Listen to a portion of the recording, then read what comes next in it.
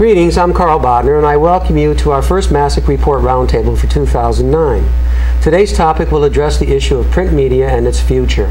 The magnitude of this matter is well represented in a statement made by former Solicitor General Ted Olson, who said, in a democracy, the most important thing we have is good information. Newspapers have served our democracy well in that capacity. Sharing their perspectives on this matter are four knowledgeable panelists. To my left are Tracy Forstrom, a member of the English faculty, and Max, a Masuk senior.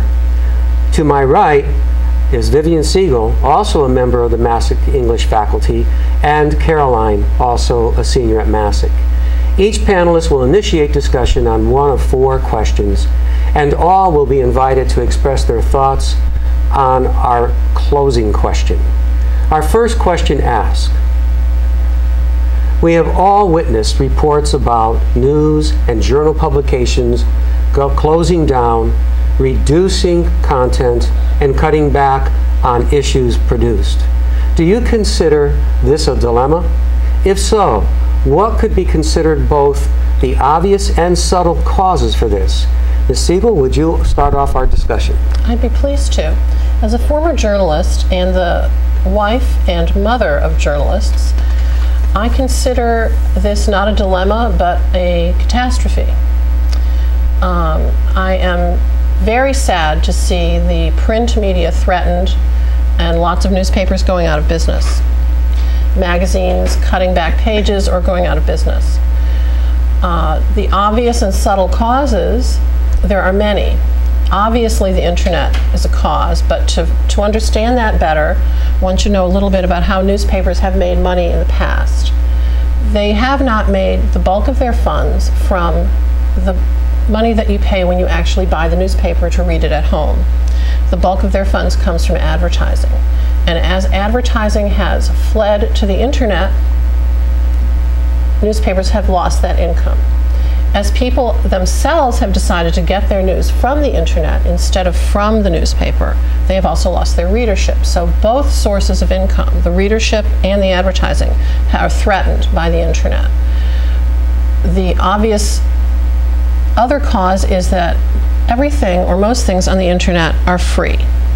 So newspapers have not been able to figure out a way, nor have magazines, to make money by putting their material online where people can get it for free.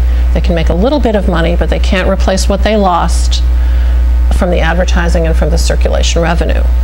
So many have folded.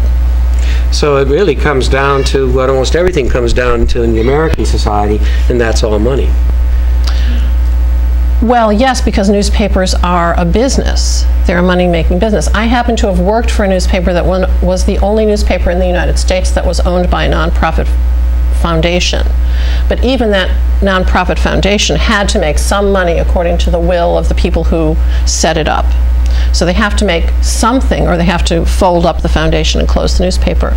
And they have, this is the day in New London, they have progressively become smaller and smaller as they've made less and less money. Are our fellow panelists in agreement that this is a catastrophe, or do any one of you see this as not so much a catastrophe?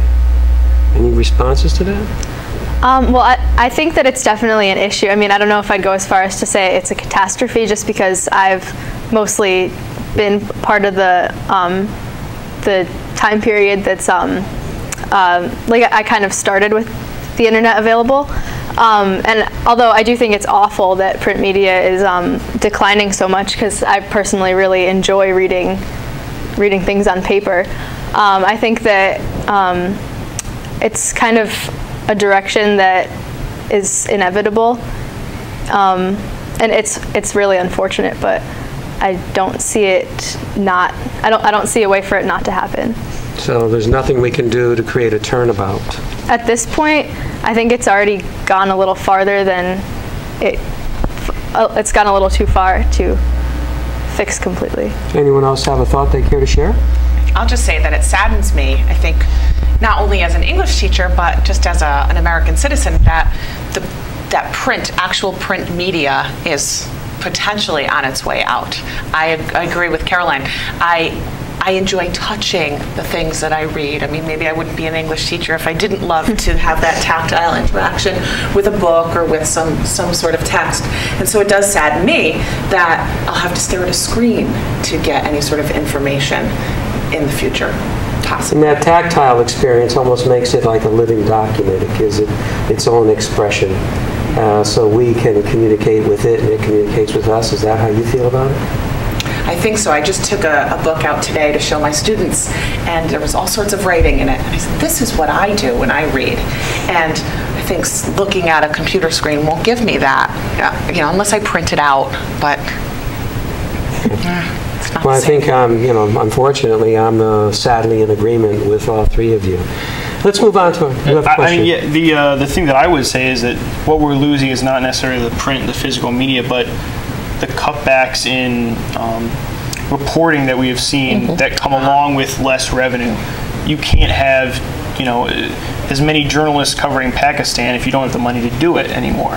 And that's where I think the real loss has been, not in the physical paper that we're eventually going to phase out, but the reporting sacrifices that have had to be made. Well, that's definitely a strong point of reference that I think we're all in agreement with. And again, I would say, in general, sad that we're going to undergo that experience. Let's move on to the second question.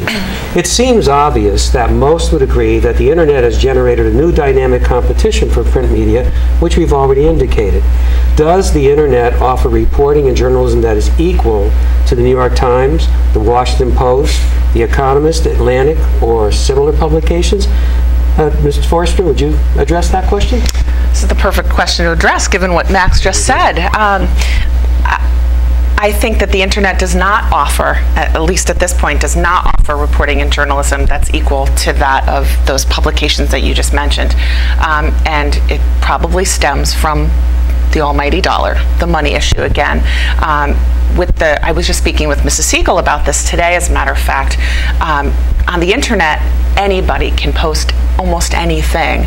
And so reliability of sources comes into question, and quality of reporting and perspectives. Once again, it's all sort of a big jumble. You don't know what you're going to get.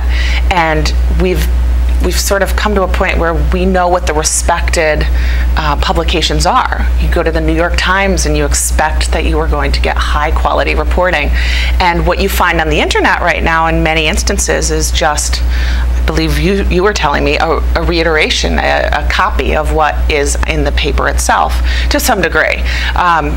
But there's a whole lot of other stuff out there that is not of that same high quality, and you just don't know what you're going to get.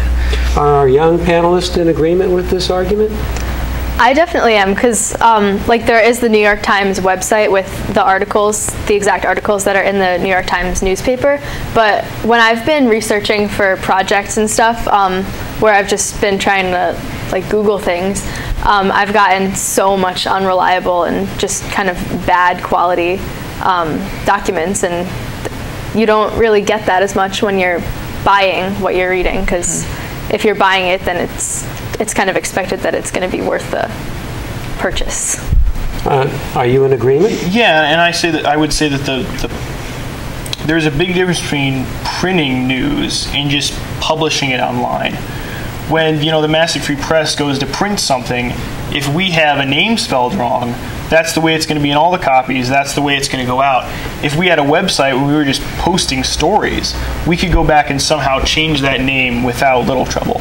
So I think that the editing and all the work that goes into putting stuff up online kind of inherently degrades the work that might go into a print model.